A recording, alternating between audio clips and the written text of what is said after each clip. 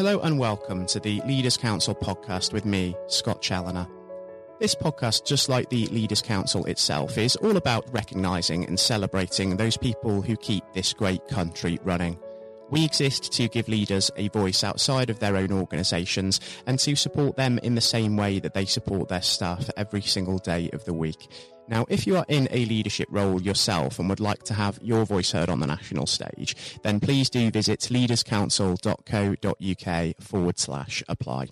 Now, I'm pleased to say that on today's programme, on what is a warm day here in the capital, we're joined by a former Olympian in Dr. Catherine Bishop. Dr. Catherine is also a freelance speaker, facilitator and consultant on leadership and performance, trading under the Cath Bishop Leadership Development brand.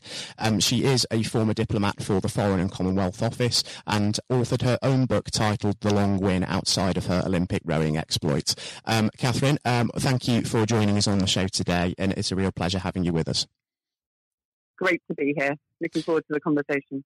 Yes, likewise, Catherine. Certainly is a lovely day for it as well. And on today's podcast, it's going to be a little bit different from the norm because there's a particular element of leadership I'd like to address with someone of your background, and that's competitiveness, specifically winning. And we are taught at a young age, aren't we, that winning is all that counts, and that's a message that's really drummed into us. And given your background as an Olympian, I'm sure that's something you'll know all about. But this isn't now just isolated to sport, is it? In all aspects of life, be it academia, be it applying for jobs, applying for university, it seems to be that life is a competition, and the better we can compete, the more we'll succeed, and if you don't compete, you simply don't succeed. In today's day and age, though, where we are becoming more aware of mental health and well-being, is this quite a damaging mentality to have, do you think? And is there indeed any truth in this idea that everything is a competition? I think it's a great question we should all be asking. It's become very extreme, and as we've become more competitive, we've actually become much narrower in the way that we behave, in the way that we explore potential, we shut down lots of possibilities of collaborating to find better ways forward, and yet we face more complex issues than ever before. It is damaging for mental health, but it's actually damaging for performance, for working out our potential, because that isn't something we can do on our own. And if we see competition, if we define it in a way where it's us outdoing our peers, trying to beat, trying to destroy even those around us, that's the language we often hear that goes with it, then all we're going to do is hold ourselves back and those around us, when really we need to be thinking about how we can build diverse teams and bring all our ideas to find the best solutions together. And quite often on this programme, I've sort of had the debate with business leaders as to whether leadership is sort of an innate human thing that we're born good at, or is it something that's essentially a learned behaviour and we pick up those traits along the way. And when we think about our obsession with winning, is that simply a human desire that we're born with because that feeling of reaching the pinnacle sort of fuels the dopamine, it fuels the adrenaline, or is it more of a learned thing, do you think, that we're sort of taught that winning is the only way? Yeah, I think it's a really interesting question because there's a real myth hiding in there. Lots of people tell me, it's just how we are, we're wired to win. But in fact, only a part of us is wired. So you mentioned that sort of short-term system of dopamine addictions where, we want to hit our targets or we want to win a race and we get that sort of short-term high.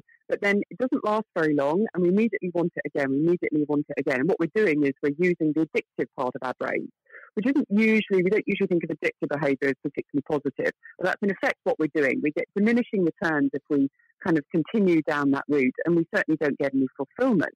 We're also operating at quite a shallow level, and what we're ignoring is the part of our brains that responds in a much deeper way when we're doing things that have meaning, that have purpose to them. The rational part of our brains that can then think about longer term good, that can connect with some of the bigger issues really that we're facing, rather than just thinking about the next race, the next deadline, the sort of short-term piece, which leaves us never tackling the bigger issues. And when we tap into this sort of more intrinsic side of ourselves, intrinsic motivation, then we also find we can be much more creative, we can be much more resilient, we can be much more collaborative. So in effect, by obsessing with this very narrow definition of winning being just that next target, the next race, the next kind of bonus, the next small incentive, and we're actually shutting off part of our brain, a part of how we're wired that would actually help us to be much more effective. Yeah, I think there's a couple of really important points raised there, especially on the negative side of this sort of just solely winning mentality, because when we do win and we do reach that pinnacle, it's almost just all downhill from there, isn't it? And the aftermath may not be as expected, and that can lead to mental health and sort of motivational challenges. And striving to win as well, rather than collaborate, it's not that mentality that is capable of solving the productivity conundrum, is there? Because we're living in this culture, and productivity is still in many ways within the doldrums, so clearly that isn't the way forward. Well, you would think that we would be able to reach that conclusion. I know the number of organisations I've seen who say we've got a winning mindset, we want everyone to be number one, we're really clear, we want to be the winners, the best in the sector. But we've got this problem of engagement over here, and that's not really shifting. And somehow we don't always connect up the two. And they need to be connected, because what's happening is just simply wanting to be number one. It's meaningless to people. They need to be able to connect to, that sense of purpose, the why their team exists, why they do the job they do, to give them that connection to something that matters, that will then help them to be engaged and much more resourceful in the work they do.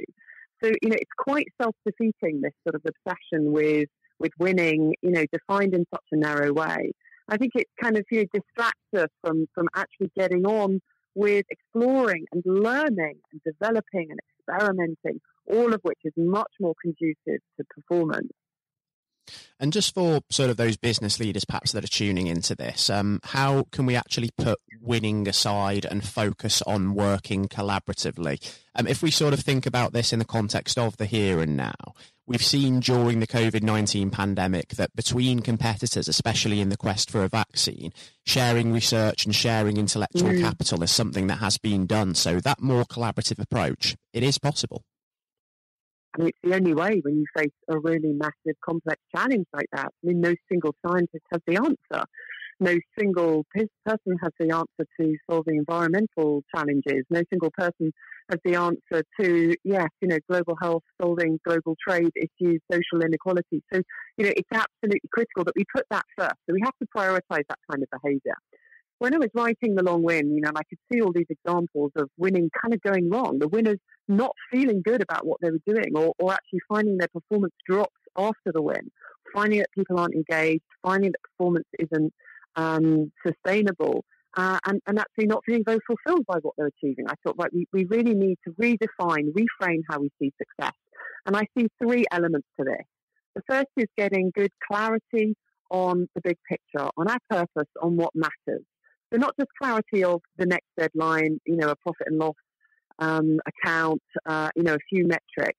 It's actually a whole layer of clarity about why we're doing something and how we want to approach it. So how we want to work as teams, how we want today to be successful when it's not guided by an outcome. What are the things that we want to do, our mindset, our behaviours, the way we connect with others. So to get really clear on the how and the why, when I find often we're very much just focusing on what to do next, the next task, without really situating it in those kind of broader terms. The second thing is to have a constant learning mindset where success is basically learning. Success is constantly developing, exploring, trying out new things, allowing people to grow within their roles. If we're doing that, we're fueling performance, we're fueling the results that come. But we're kind of living in the present, if you like. We're investing in who we are and making sure we're not cutting down our options by simply trying to win the next race, the next whatever it is that we're measuring. And the third element is those connections, the human relationships, prioritising that in everything that we do. I find, again, we often have a task focus, that we're putting the task first and sort of slotting in people after that. We need to reverse that, because nothing happens unless we are in teams working together successfully. So let's prioritise that piece, the way that we work with others, the quality of the interactions that we have, how we want to go about organising our meetings, coming to decisions together. If we get good at the way we connect with others, then actually it makes those tasks much more effective, the way we go about them. We learn as we go, and we're on a constant improvement curve. The clarity, constant learning and connection. It's the 3 C's, isn't it, that you talk an awful lot about within the Long Win, and it's a fantastic read as well, by the way, for all listeners tuning into this. Would certainly encourage you read it. And just thinking about sort of your own career trajectory as well, Catherine, of course, you began your career as an Olympian, and as you've sort of moved towards your sort of diplomatic career and now being a keynote motivational speaker, do you think personally you've sort of gone on that transformative journey of moving away from an overwhelming desire to win to that sort of more grounded and pragmatic way of viewing success? So I have sort of thought about it both kind of personally and professionally, because I thought actually I was trying to make sense really of that Olympic career and that sort of sense of, well, I didn't win everything, so has it all been a failure? And I have an Olympic silver medal, is that of value in a world where only winning counts? So I kind of left trying to make sense of that 10 years of my life as a high performance athlete. But I kept seeing the theme crop up everywhere else. As a parent, I see in schools this obsession with winning league tables and getting A-star grades and all of these things that don't actually seem to be developing great leaders for the future. I saw in diplomacy the need to make sure that we frame success as a win-win situation. And whenever we're in a zero-sum game where in a negotiation, I only get success if I got what I want and you lose and you don't, then we never got sustainable outcomes. We never got to a position that moves the situation forward. So again, I encountered winning in a different way. And now my work speaking, but also as an executive coach and working at business schools and direct to organizations developing leaders, I see again this winning mentality. So it's the fact that I've come across it in lots of different realms of life that made me really question, because I could see each time it was actually holding us back. But also that those multiple perspectives enabled me to kind of make sense of what's going on and think, actually, we need to reframe this because we aren't getting the best out of ourselves. We're not, certainly, and if we sort of view proactive collaboration as the key to getting more out of ourselves as humans, and we will indeed need that collaboration to tackle the great challenges that humans face, such as the pandemic that we've discussed already, climate change as well.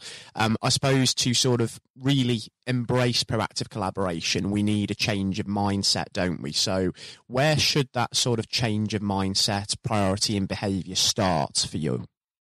I always think it comes back to how we frame success. What does winning look like? If winning doesn't involve me sort of interacting well with my colleagues, if there's no kind of measure of that, there's no acknowledgement in that, in what we're trying to achieve, then I've got I'm not going to do it.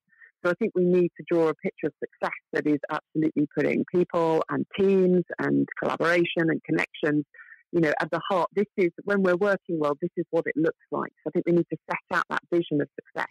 We then need to be looking for that, rewarding that, acknowledging that, developing that, investing in that. So it's a part of everything that we do. This isn't extra to what we do currently. It's about reframing how we work at the moment so that we think about the quality of interactions within meetings. We don't just think about the agenda, we think about the people that are in the meeting and what we can get from them. Again, we help people to, not just say, look, these are the kind of targets you have to hit, but actually, this is the impact I want you to have on your team, or this is the psychological safety I want you to create as a leader, or this is the kind of network that I want you to build. That's what I'm looking for. So we start to see these elements of, as being part of success in ourselves. And then we start to see the benefits. We start to kind of realize that this is actually helping us to do all the things that we were doing anyway. But we're increasing the quality, if you like, rather than focusing on quantity. But I think to get us thinking in that way, we need to, depict that vision of success in the future, but also success on a daily basis. So, when I'm not hitting outcomes, I'm not winning races, what makes the day good? Is it just getting that list of tasks done? Or is it actually something about how I interact with my colleagues, how we connect? Let's be reviewing that, getting feedback on these elements, connecting constantly to the why, shifting the conversations, the context, the situation of each meeting, of each interaction, each conversation we have.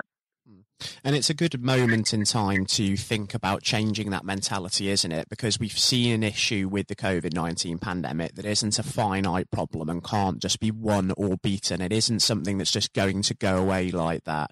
And it requires that longer win thinking that you talked about there, that more meaningful sense of purpose, focusing on learning, focusing on working together, and indeed prioritising those human connections. And I think we've seen some incredible examples of that over the last 16 months as business has come together to innovate and adapt and pivot at an unprecedented scale. And I think those relationships have become stronger within a lot of organisations, haven't they?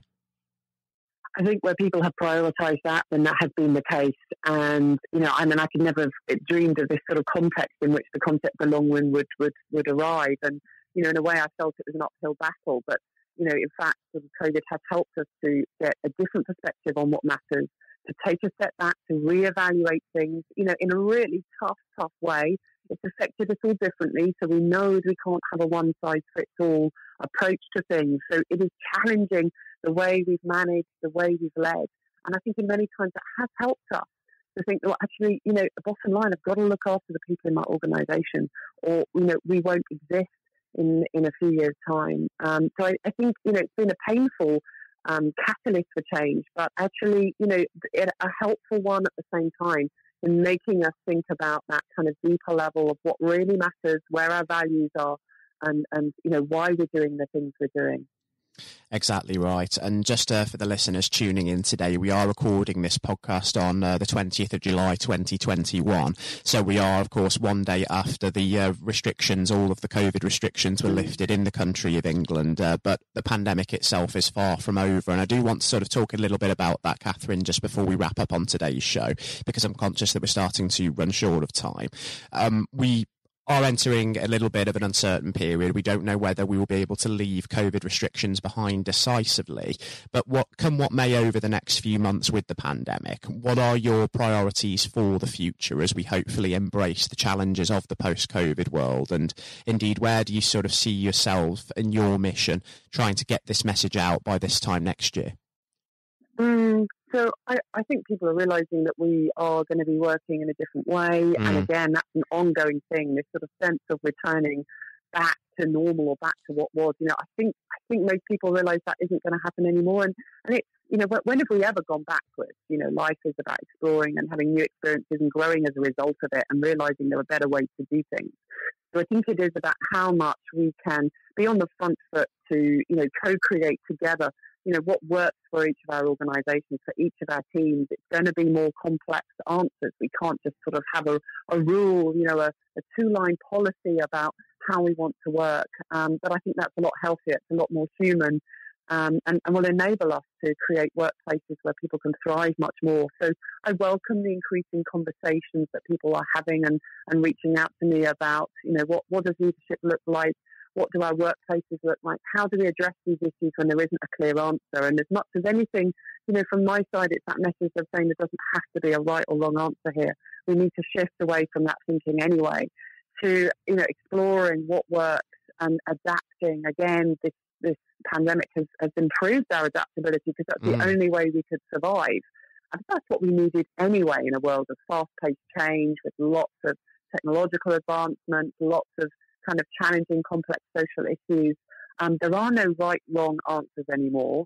It is always about adapt and learn, try new things out, adapt and learn, and having that as an ongoing process. So there is no finite point.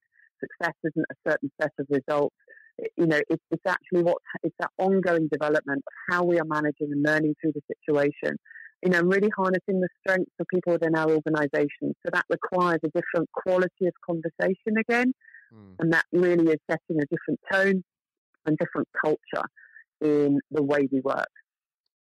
Yeah, it's certainly food for thought for leaders within all walks of life going forward, isn't it? And it'll be interesting to see sort of how this discussion and how this transformation does transpire. And I think actually, Catherine, as we start to sort of understand more in the coming months as to how this does sort of take shape, I'd relish the opportunity to have you back on the show with us and discuss sort of further how far we've come in the time between our discussions, because I've thoroughly enjoyed having you on the programme with us today. It's been a real eye-opening experience and real fascinating stuff. And I'm sure that the listeners also share that sentiment as well. Great to be here. Lots more to discuss for sure. Yes, absolutely, Catherine. And just lastly, before we do wrap up on the programme today, please do continue to take care and stay safe with all still going on as well, because we're not quite out of the woods with this situation yet, but I'm confident that hopefully better days are ahead of us. Absolutely. It was a pleasure for me to welcome Dr. Catherine Bishop, former Olympic champion, on today's programme. And coming next on the show, we'll be joined by England's 1966 FIFA World Cup hat-trick hero, Sir Geoff Hurst. Sir Geoff, of course, remains the only man to this day to have netted a hat-trick in the final of a FIFA World Cup after his famous treble in England's 4-2 victory over the West Germans at the old Wembley Stadium back in 1966, which saw England lift the dual-remade trophy for the first and only time to date.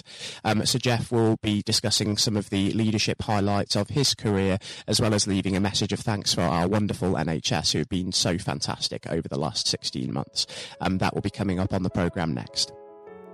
And now, ladies and gentlemen, without further ado, we extend a very warm welcome to a special guest in Sir Geoff Hurst, who joins us on the programme today. Sir Geoff, good morning. Good morning, how are you? Very good, thank you. It certainly is a wonderful day forward, isn't it? It is. The weather's pretty good at the moment. I hope may it last. Absolutely. After the thunderstorm, it's lovely. It is certainly after a storm. And speaking of storms, actually, I'd like to start with just a hypothetical scenario. If we fast forward 2 years, Sir Geoff. Let's imagine it's December 2022 and it's the World Cup final and England are there. We could be playing defending champions France, we could be playing the Germans, anybody. And England are 2-0 up in the 90th minute, so victory is all but guaranteed. And Harry Kane, with a brace to his name already, is brought down in the penalty area. So he has the opportunity to make history by emulating yourself and becoming only the second ever player to score a World Cup final hat-trick. Would you honestly want him to bury it, or would you prefer him to fluff his lines?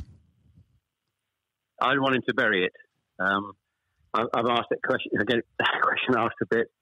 I've had a good run with this record, and goodness me, it's nearly 60 years, I guess, if we're looking at 2022.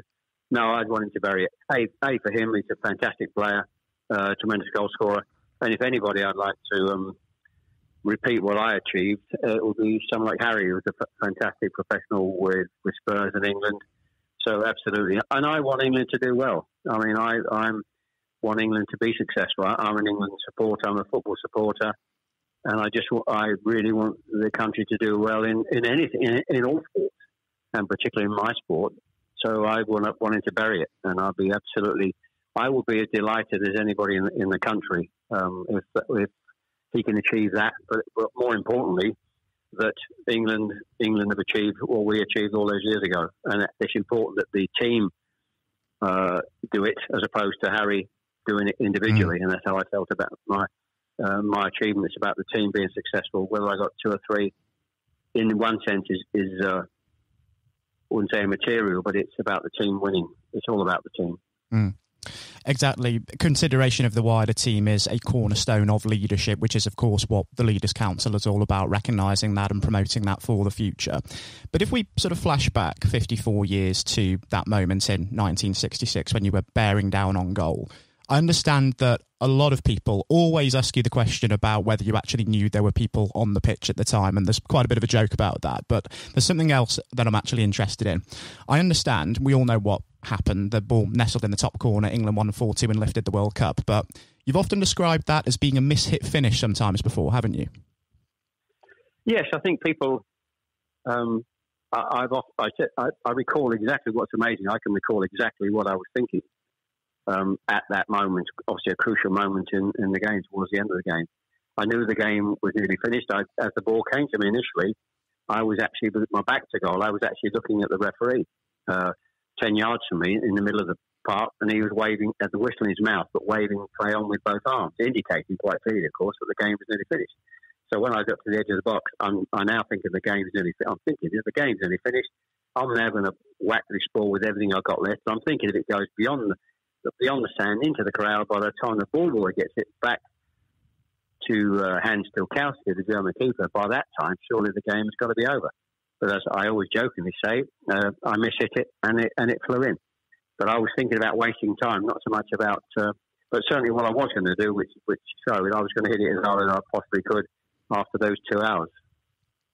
It just goes to show sometimes that hit and hope, taking a punt, can sometimes be the way forward, because I think it shows that in any form of leadership, be it in sport or in business, you can't go sometimes without taking risks. Absolutely, yes, absolutely. Yes, I mean, I wasn't in that position with risk in a sense because the game was unfinished, but that philosophy is right. You're just going to, there's an element of risks making it, but there's got to be a control on that risk, not stupid risks in all walks of life. an element of maybe doing something you're not too sure about. But sometimes in life, you've got to have a go. You can't be successful in terms of long-term leadership if you're just always sitting on the fence and not taking any chances. I don't think that's where the great leaders will get to by having that kind of philosophy. You've got to move forward. And the last time that you actually joined us on the Leaders Council podcast and spoke with my colleague Jonathan White, Sir Jeff, was back in February, of course. And that was a point where we knew a little bit about COVID-19, which was looming, but that was before it really took hold in the UK and really turned our world upside down. And before that, this summer was meant to be all about the England national team once again, who were going to the European Championships. But that's in a way now been replaced by the National Health Service, and we've been supporting the Health Service and applauding their efforts, and we're hanging out thank you banners displaying drawings of rainbows, very much in the same vein that you'd see the George Cross adorning most households during a major tournament year. Do you feel there are parallels between the sense of national unity that we've discovered during this time and the spirit of 1966? Oh, absolutely, particularly the recognition of the NHS with what they're doing, and I think it was a great idea during that period where they asked everybody to stand outside their houses and clap and congratulate the NHS for what they were going through. And I think it's been criticism in the past, of course, the NHS on how it's run, whether there's enough funding for it and so on. But really, we begin to realise during these turbulent times how absolutely vital and important it is to have a health service that works efficiently, and to see individually the amount of people who are interviewed almost every day on the terrible circumstances they were having to work under with masks and so on.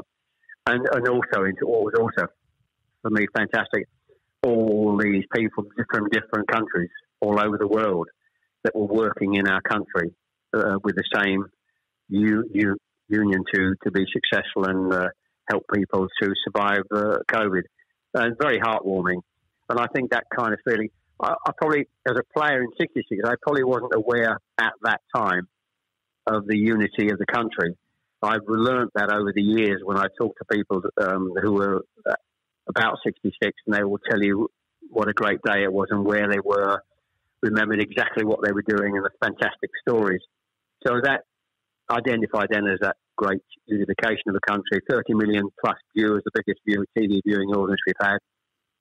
So today, it's certainly through this pandemic, and the NHS has been absolutely magnificent, and every single person, some very fantastic and heartwarming stories of how they're dealing with this unbelievably difficult situation from a health perspective. Fantastic. So that was really heartwarming to get out and cheer and clap on the balcony for the NHS. Fantastic. Certainly inspiring what we've been seeing from the front line as well. And flashing back just to 1966 again, just from a leadership point of view, the manager that made all of that possible and oversaw yourself and your teammates on the road to the World Cup was, of course, Sir Alf Ramsey.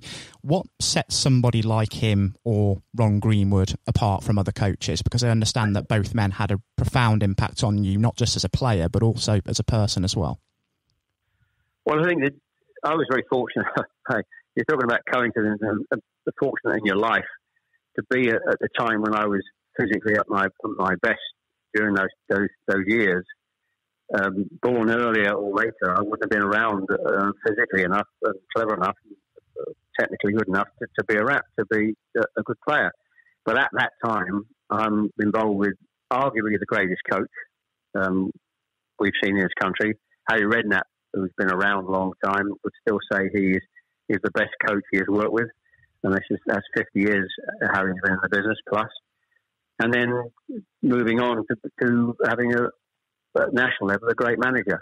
And the two coincided in a sense because Ron Greenwood always said that and felt that he, as a coach of a League One club, or Premier League as it is today, it's important you prepare and teach and coach the players to be prepared to be playing in the best company, playing for England.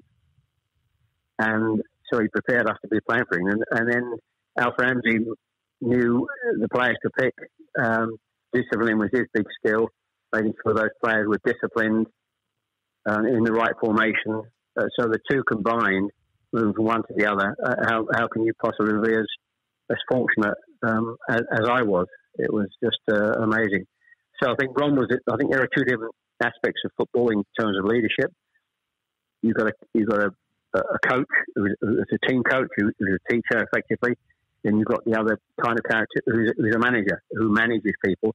May not be quite so good technically on the coaching aspects, but by that stage, Ron Green was passing a coach person to Alf, who then managed from a discipline point of view, because you're managing people from the whole country. You're not just managing a club. You're managing people, different characters, and all over the country is slightly more demanding job in that respect. So you've got to hone that lot of all over, different characters, strengths, players, into a unit to play for to represent England. So Alf Ramsey was very good at that. His discipline was fantastic. So the combination of the two, you can say I can't be I'm so blessed to be as fortunate as I was to come across these two fantastic people in my life, in my football life. And I suppose for every Sir Alf Ramsey and Ron Greenwood as well that you have worked with, there are also coaches out there that one might work with that perhaps might not get the best out of players during their, of course, their peak. But just as much as you can learn from, of course, coaches that do get the best out of players, you can learn as much from less effective leaders as you can from good ones as well, because that experience can ultimately mould you as a person, can't it? Oh yes, I think leadership's important and coaching and teaching is important. And the great teachers and coaches and managers have that skill. Sometimes it's an innate skill in management. They have it. But I think you can learn, if you're sensible enough, to learn from people who are teaching you or coaching you. It's not the right way to go about teaching you or coaching or managing you. You can learn from that. If you're a player, you can learn what you think is a good coach or what you think is a good manager, which you can take into your career after playing into coaching or management. So you can learn as much from people making mistakes. You can learn also from making your own mistakes. You can do something in the past that think, well, like, that was a really stupid thing to do, and I'll make sure I'm not going to do that again. And it is important in all sorts of life. You learn from your mistakes. People will make mistakes. Young people will make mistakes, but it's learning. It's the silly people who make mistakes and don't learn from it, continues making those same mistakes throughout their life and becoming maybe unsuccessful throughout their careers. Completely understand exactly where you're coming from. I think it's almost impossible to become an effective leader in our profession without having that learning curve of making mistakes and learning from them exactly. During your conversation with Jonathan back in February, Sir Jeff, I know that you and him discussed at length some of the big inspirations and influences on you throughout your career and throughout adulthood. But I understand that your love for football and obsession with the sport actually started a lot earlier, even if you were toing and froing between football and cricket somewhat at the time. I read somewhere that during your teenage years, you were once fined £1 for disturbing the peace after consistently kicking a football into a neighbour's garden. Is that true? Not many people know that, as the saying goes. Yeah, that's absolutely true. In those medieval days, there weren't football pitches or places very rarely where you could play. In our road in Greenways, it was called in Chelmsford, that 3 or 4 lads lived quite close to it. It's a cul-de-sac. It's not a big long road with a circle at the bottom, so there wasn't a great deal of traffic anyway. A, because it was a cul-de-sac, and B, because there weren't as many cars. No, there weren't as many cars in those days.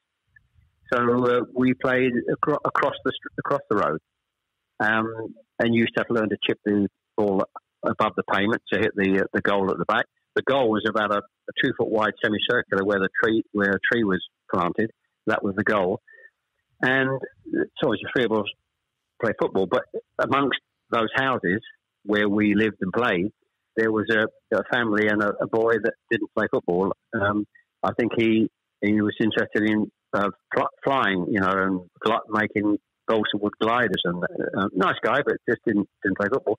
And on this particular garden, of course, occasionally the ball finished up there. And crazily enough, they took us to court. And we actually got fined. This is absolutely true. We got fined £1 for kicking the ball in the neighbour's garden. That's astounding when you think about it, isn't it? And when there's nowhere else to play apart from the street. And we were actually... But that happens. That happens. You'll hear stories. We see stories of neighbours falling out over different things. You see those stories every day. So that was certainly a true story. Absolutely true. And during that time, who was it during childhood that you really looked up to, that you thought was an inspiration to you and made you really think that going into professional sport was going to be the route for you? Well, my father was obviously the biggest inspiration for me because he was an ex-player. He played lower down for Oldham, Rochdale. We actually moved south from Manchester. I was born in Ashton-under-Lyne. We actually moved south to Chelmsford when I was I was the eldest of three, when I was probably about 7 or 8, into this particular street called Greenways. And what he did with me, I think, was had a big influence, going back to that third goal in the World Cup, in many years in the back garden. And when we moved up market to a council house, somewhere in Chelmsford, and he would have me in the back garden teaching me to kick with my left foot. And so at that time, and even today, you don't see that many players that are completely two-footed, and I was. Maybe not as two-footed as Bobby Charlton. Even Jack Charlton, his brother, didn't know which was his best foot. He was fantastic. But I was pretty two-footed. And a lot of the hat-tricks I scored were one right, one left, and a header. So he had a huge influence. I wasn't a child, although I had a footballing father. I wasn't a child whose father pushed him into being a footballer. And what happened with my story is a friend of my father, I know the guy's name, called Jock Redfern, unbeknownst to me, he wrote to 2 clubs for a trial. He wrote to Arsenal and he wrote to West Ham United when I was just after school leaving age. West Ham replied. They asked me to come for a trial. I went for a trial with them, and they saw something in me and took me on what was called the ground staff then, almost at school leaving age. And so I wasn't necessarily thinking I've got to go into football. It's just that that's how it happened. Although I enjoyed football and I was reasonably good, there was no big focus on me as a great schoolboy player. Nobody was scouting me or writing to my parents saying, come and have a trial at this club or that club. But a friend of my father wrote the letter. So that's how it happened. The problem I had during those early years, I enjoyed cricket as well, and I was messing about, as I kindly put it, between the 2 sports, which was hugely detrimental to me in my early development, either as a cricketer or either as a footballer. And it wasn't until Ron Greenwood miraculously tried me. I was a midfield player then, or centre half at school. He said, I'm going to try you up front. He put me up front in a game, and then my whole football career and life changed dramatically. And I suppose as well, what might have also done it for football as opposed to cricket was that fateful match for Essex over in Aigburth against Lancashire, wasn't it? Yes, a lot of people know that. One game, the sort of went messing about between the two. I had one first-class game for Essex, as you said, Aigburth in Liverpool. And I think I got naught and naught not out. I think we won the game. Funny, I thought a couple of catches, but Essex actually won the game. V Lancashire up in their territory. But that was a real problem for me. I think I could have done with some advice maybe earlier to say make your mind up. But when you look back, when even today cricket goes through till September, whereas football starts in July, so there's a huge overlap. And I'm still playing cricket until September, missing pre-season, early games for those 2 or 3 years, extremely detrimental to me doing well at one or the other.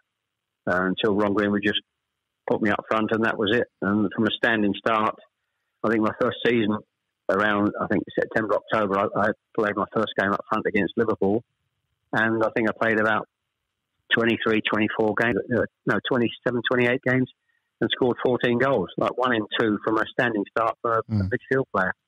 So quite changed dramatically. That was 60, 62, 63 season, 3 years before the World Cup. And when we think about leadership in football, the role of a goalkeeper, of course not related to your own career, is to essentially build from the back and command his penalty area. And one goalkeeper that you played with, not just for England, but also for Stoke City in the later years in your career, was Gordon Banks. I have to confess, as a boyhood Port Vale supporter, I am relieved that incredible talents like yourself and Gordon are no longer occupying the dressing room there. And I did have the fortune of meeting Gordon when I was a young boy as well. But what was Gordon like as a leader on the field? Well, first of all, he was a great.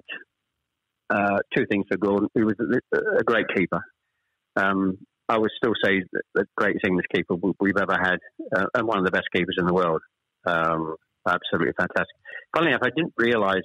It's funny how you look at. I see when Gordon passed away, naturally, sadly, a few months ago, and obviously it's showing a lot of videos of Banksy, programs about Banksy and the great saves he made and the save against Pele and so on. But I didn't realise how athletic he was, how quick he was, athletic, springing forward to smother balls, and not just setting balls out. Agility-wise, he was absolutely fantastic. But as a character, he was a joker. He was a very kind, very mild-mannered, lovely man, the nicest guy you can possibly wish to meet. But he was a joker. He always had a joke for you. Every time you met, sometime he'd have a new joke. And people talk about him and who are close to him and remembered what a joker he was. And they're the two things that really stick out for Banksy. And we were very lucky, of course, to have that kind of. And you need that kind of quality as a world-class player when you win a World Cup. You need 4 or 5 players, which we were very fortunate to have in our team. Banksy is one of the world-class players, along with Bobby Moore and Bobby Charlton. Jimmy Greaves, who didn't play, was a world-class player, put in the squad, and Ray Wilson, our left back, I'd always argue was a world-class player. So you need that kind of quality initially if you're going to be successful in winning a World Cup, some world-class players. And Banksy was up there, not with the best for me. And another thing from during your days at Stoke City as well was that a talented but then troubled young midfielder by the name of Alan Hudson first joined the club around the early 70s. And I know that you were asked to take him in as a lodger to provide him with a stable home during his spell there by then manager Tony Waddington. Now, I've spoken to a great many directors and executives on this programme before, and all of them describe trust as being a key cornerstone of leadership. How did it feel for you knowing that Waddington trusted you to that degree to ask that of you? Well, I was extremely flattered. It was a huge compliment that he saw me as and of course over the years, hopefully that had come out. That's important that you have those kind of qualities as a player that A, he saw when I was at West Ham, and B, obviously he acquired me to play at Stoke City. So I was initially first fairly surprised, I think and certainly my wife was fairly surprised when I said I need her permission for me to allow Alan Hudson to stay with us in those early periods. But what he saw, of course, in me was, which is, I can see in myself, I was a very disciplined person, a very disciplined player, which you have to be. I didn't really have, I would say, the qualities of the world-class players like the Bobby Charltons and the Jimmy Greaves and the Bobby Moores. So you need to bring all the other characteristics to be successful at that level, to compete in their level. And discipline was one of them. And obviously Tony Waddington saw that. And if he wanted to he trusted me that I was disciplined enough to hopefully push some of my discipline into Alan Hudson, which we did. And in those early 6 months and couple of years, he was come up a bit heavier from Chelsea. He lost a bit of weight. And although he was a little bit indisciplined himself, hence they needed him to stay with me, what he was a fantastic player. He is one of the most fantastic players I think I've come across, but not hit the best because I think he was certain slightly bit of ill discipline within his general life. And you need at the top, and I'm talking at the top being an England player, but I'd compare him purely on ability compared with ability up in the France Beckenbauer mold, without any shadow of a doubt. He was that good. So it was a bit of fun and enjoyable times. Serving Alan Hudson the cups of tea about 8 o'clock at night when we had our tea at our home for those few months. And I think it was a big help to getting Alan back on track and performing brilliantly for the club. And following on from your days with the Potters, you went on, of course, to play football in Ireland and the United States before the end of your career. Did you feel that the dressing room and indeed leadership culture at those clubs differed from perhaps what you'd been used to back in England? Well, I think Ireland was just still with Cork Celtic, so it's hard to judge and make any comparisons. And of course, in America, it was the early days of football in America, and I thoroughly enjoyed my time at Seattle. So it's difficult to make a comparison. I think I was fortunate at West Ham. It was a great time with the club, and I was fortunate to play with Stoke City for 3 years, and it was a fantastic time for that particular club. They won, of course, the League Cup before I went there. Sadly, they knocked us out in the semi-final. So it was a marvellous time for that particular club, and very close. I think we played Ajax in the following year in Europe. I think we only lost on the goal over the 2 games against Ajax. So it was a great time for the club. So I'm very fortunate to have played for those 2 clubs. Only a short spell at West Brom, of course, but I think, as I always jokingly say, I think I was past my sell-by date then. West Brom was a fantastic club, but I wasn't at my best, and I thought it was time to retire, which I did. And Johnny Giles was in charge then. I think West Brom actually got up that year, but I've made very little contribution to that success the club had. So, yes, the American experience was just fantastic. I never saw it as long-term being over there. That was a brilliant few months with my wife and 2 daughters, and my wife, and she was pregnant with her 3rd daughter over there. So they were good times. Completely different. Ireland was just I always joke about Ireland. I was there for about, I think, a month, I think it was, and I enjoyed the experience, and I earned a few quid, and I think it paid for the kitchen in one of my houses back in England. New kitchen. So it certainly went really well. I suppose in the waning days of your career, was it humbling that you realised that people were beginning to actually look up to you and be inspired by you as a legend, in perhaps the same way that you were looking to the likes of Bobby Moore earlier on in your career? Yes, I think that kind of whatever the correct word is, I don't know, being looked at and revered sort of comes maybe longer, not some sort of immediately after you finish playing, but in the long term when and I always joke when people introduce me either to other people or introduce me on stage as a legend, and I always jokingly say you only start being called a legend when you're over 70. And I think the whatever the word is, I'm not sure, adulation or recognition or whatever, it sort of happens and you think more about it, or it happens and occurs more in later years. Not certainly. I felt during the time after I finished playing or managing or playing for England during my football career. And I think I went into business for 20 years. I don't think anybody necessarily looks at me when I was in business as necessarily a legend or somebody they could look up to. I felt that kind of attitude probably has happened in my later years, probably. For those younger generations, just lastly, Sir Jeff, before we do wrap things up, for people who are aspiring to become leaders in business, politics, sport, or indeed any walk of life, if you could offer any advice to them based upon your experience, what advice would you give them? Simple advice in a sentence is really, I learned a lot from Alf Ramsey. He was a boss. I think a boss sometimes have natural characteristics. You can learn about management on management courses, but there's certain characteristics when the successful bosses is within them to start with. But one of the things I learned from Alf Ramsey, which I've taken into my business life and even talking to my family life, if they're involved in business, is when you're managing people, you manage them as a group. Anybody that doesn't want to be part of that group, you find is backing against what you want to achieve as a boss, you're moving them out. And I think that's one of the most simple lessons I learned during the Alf Ramsey period. Even some of the great players I felt should have been in the squad, possibly at the time, without mentioning names.